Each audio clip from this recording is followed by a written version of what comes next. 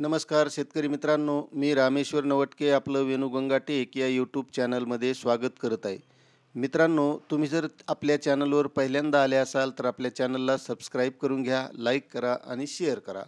तर शेतकरी मित्रांनो, आपण या महा-डी-बी-टीच्या सदरामध्ये महा-डी-बी-टीवरील ज्या काही योजना आहेत त्या प्रत्येक शेतकऱ्याला माहीत व्हाव्या, प्रत्येक शेतकऱ्याला माहीत असाव्या, प्रत्येक योजनेचा शेतकऱ्यांनी लाभ घ्यावा म्हणून ही सदर चालू केलेलं आहे.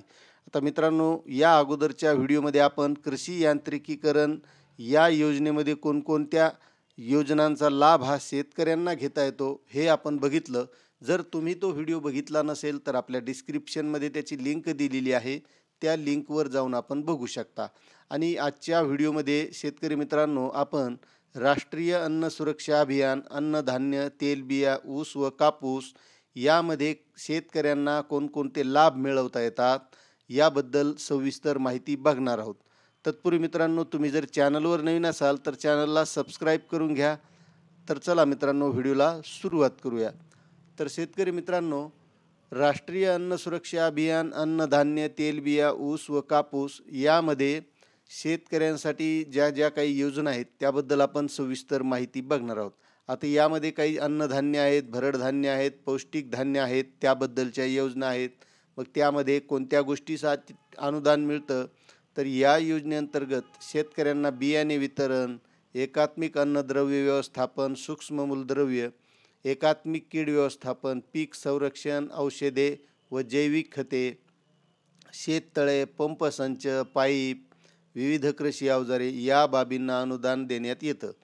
त्यामध्ये वैयक्तिक शेततळे, पंपसंच, पाईप या घटकांचा लाभ म्हणजे या घटकांसाठी नेमकं किती अनुदान मिळतं, किती टक्के शेतकऱ्यांना फायदा होतो याची माहितीसाठी एक PDF आहे मित्रांनो, ही आपल्याला डिस्क्रिप्शनमध्ये देईल.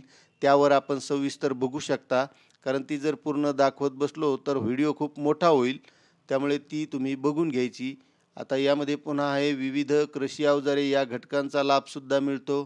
बियाणे वितरण, एकात्मिक अन्नद्रव्य व्यवस्थापन, सूक्ष्म मूलद्रव्य, एकात्मिक कीड व्यवस्थापन, पीक संरक्षण, औषधे व जैविक घटक, तणनाशके ही सर्व लाभ या योजनेतून मिळतात.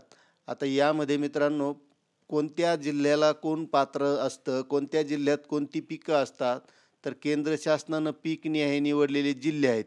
त्यामध्ये भात, गहू, भरडधान्य, पौष्टिक तृणधान्य, ज्वारी, बाजरी, रागी, कापूस, ऊस असे वेगवेगळ्या जिल्ह्यांसाठी आहेत. आता ते आपण या वेबसाईटवर येऊन नक्कीच बघू शकता. आणि पुन्हा दुसरं मित्रांनो, जर शेतकरी तांदूळ, गहू, डाळी, कापूस, ऊस यांच्या अंतर्गत येत असलेल्या कोणत्याही घटकासाठी अर्ज करीत असेल तर वरील दिलेले जिल्हे त्या घटकासाठी अनिवार्य. पुन्हा कोणत्याही बाबीसाठी फक्त एकाच योजनेतून अनुदान देय आहे, म्हणजे आपल्याला पुन्हा लाभ मिळवता येणार नाही. शेतकरी अनुसूचित जाती किंवा अनुसूचित जमाती या जाती वर्गाचा असेल तर जात प्रमाणपत्र आवश्यक आहे. जर लाभार्थ्याला गळीत धान्य पिके यामधून लाभ आवश्यक असल्यास त्याच्या शेतात गळीत धान्य पिके असणे आवश्यक आहे. आणि जर लाभार्थ्याला वृक्षजन्य, तेलबिया ही अशी पिकं घ्यायची असेल तर त्यांच्या शेतात तेलबिया पिके असणे आवश्यक आहे. संबंधित शेतकऱ्याचे स्वतःचे नावे 7/12 व 8 उतारा असणे बंधनकारक आहे.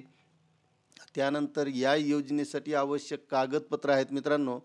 7/12 प्रमाणपत्र, 8A प्रमाणपत्र म्हणजे होल्डिंग, खरेदी करण्याचे साधन, उपकरणांचे कोटेशन आवश्यक आहे. त्यामध्ये पंप, पाईप, शेततळे या घटकाकरिता केंद्र शासनाच्या मान्यताप्राप्त एजन्सीचे चाचणी प्रमाणपत्र, पंप घटकासाठी, अनुसूचित जाती, अनुसूचित जमाती लाभार्थींसाठी जात प्रमाणपत्र आवश्यक आहे.